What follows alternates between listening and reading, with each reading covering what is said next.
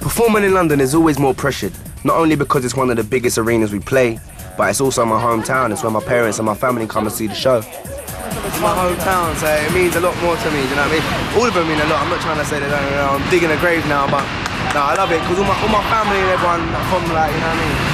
I want to rock it.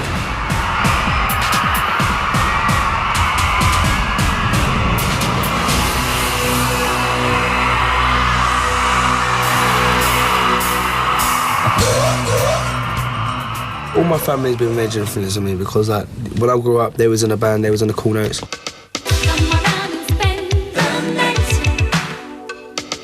My mum was in Bomb the Bass.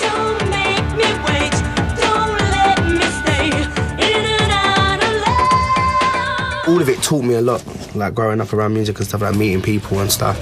So I knew a lot before my time.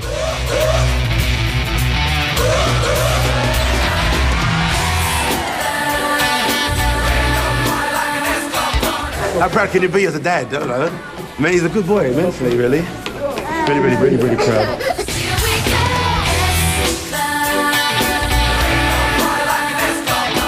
He's always singing. He's always. I mean, he ain't got to prove it. I know what he can do.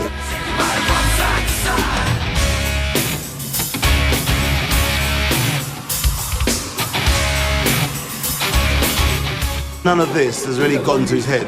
You know, we got like our local area, our local shopping centre. I'll say, brilliant. You really can't go out like that. You know, you'll get swamped or whatever. Oh, Dad, it's all right. Don't worry about it. You know, I'm all right.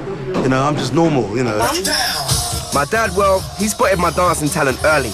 Here's a video of me, age 9, dancing to MC Hammer. I can't dance to save my life, but I was enthusiastic. You know the slow one? Cheers, Pop. I think because he comes from a musical family, you know, his mum sings, I'm in the trade. I don't think he's got a choice. I think it's in the blood, you know. And if you want, you can join us too. Good, man. It was London as well. It doesn't matter. It was a lot. It wasn't my best performance-wise, but it was good because at the end of the day, it's London, it's my hometown, and I recognise a few people in the crowd, and I think it's getting to the point there now where I'm enjoying every show, regardless of like mess-ups and all that kind of stuff. And that's it. As long as they enjoy the show, that's the main thing. After 4 years of being in S Club 7, the band have got close. It's a brotherly love. However, the second tour has brought us even closer. Because we don't try to get on, we just get on. It's not fake, you know what I mean? If I come in, I don't want to speak to anyone. It's not that I won't want to, it's not that I'm going to go in, I think, I'm not going to speak to no one today. If I just go in, I'm on a quiet one, basically, and I just sit down. I don't necessarily have to be speaking to anyone, do you know what I mean? I could just go the whole day without speaking to anyone. It ain't like we have to try and make an effort to be friends, because it ain't like that. When we first started, there was little arguments or whatever, but that's like with anyone. If you don't have arguments, then that's fake. I'm proud of all of it. I'm proud of all of them because I can see throughout the years from when we started, I can see how everyone's developed from then. Because we've come a long way from Miami 7. Actually, I saw an episode the other day, man. I was dancing like a headless chicken to a slow song. There's a part where we're supposed to be going, no matter what, my hands are, I'm doing this, like, I'm like, yeah, look at me.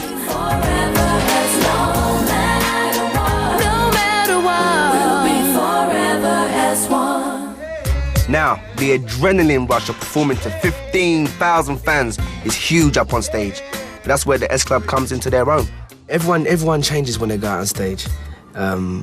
Sometimes it's like you don't really know them as much because they're like they got different faces and they move differently. It's like Hannah. I'd say when Hannah goes out on stage, like she comes across like really like sexy and kind of like giving it large. Do you know what I mean? Like go girl or whatever.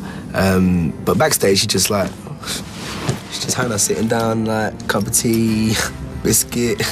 You know what I mean? In her little brown coat. And like same as Rachel as well. Rachel just sitting around humming, talking to Joe. And when she goes out on stage, she's like, you know, giving it, like, you know what I mean? She's just proper like catwalk or whatever.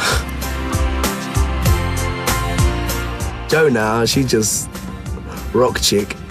I see it, she got the start, she got her legs open wide and she's like banging her head. And it's like, yeah, man. And Tina's just like shaking it about and it's like, I'm like, go on, give it, go on. Yeah, man. I feel when I go on stage sometimes I'm different as well. Not sometimes, all the time. It's good though. It's like people like Michael Jackson, all them, like Bobby Brown and what's his name? I feel good. James Brown. People like James Brown, man. Them kind of performers. If it wasn't for them kind of performers, I don't think a lot of us, like, it wouldn't be the same, man. It just wouldn't be the same.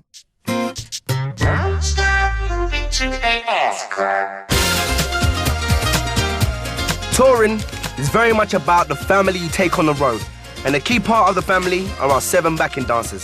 Sam, Peter, Takao, Stefan, Sarah, Cordelia, and Kate.